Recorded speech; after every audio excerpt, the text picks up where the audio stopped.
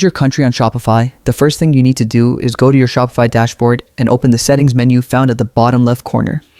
Inside settings, look for the billing or billing information section. This is where Shopify stores your address, payment details, and country information. Normally, you would be able to update your address directly from here, but if Shopify Payments is active on your store, the platform won't allow you to switch the country right away. That's why most new users get confused when the country field appears locked or uneditable. To fix this, you must first deactivate Shopify Payments. You'll see an option called Shopify Payments or Payment Providers. Just open that section, click on Manage, and then select the option to deactivate Shopify Payments. Once it's deactivated, Shopify will instantly unlock the country field in your billing information. After that, go back to billing and you'll now be able to edit your address normally. For example, let's say you want to change your billing country from the United States to the United Kingdom. Simply update the country field to United Kingdom, adjust the rest of your billing details if needed, and hit save.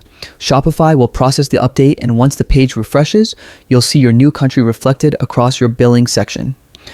This is important because your billing country affects things like taxes, currency, payment methods, and certain region-specific Shopify features.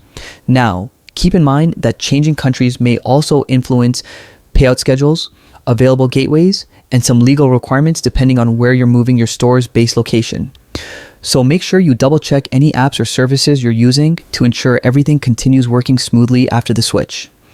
If you ever decide to reactivate Shopify Payments in the future, you'll simply need to set it up again with your new country's banking information. Thanks for watching and happy selling.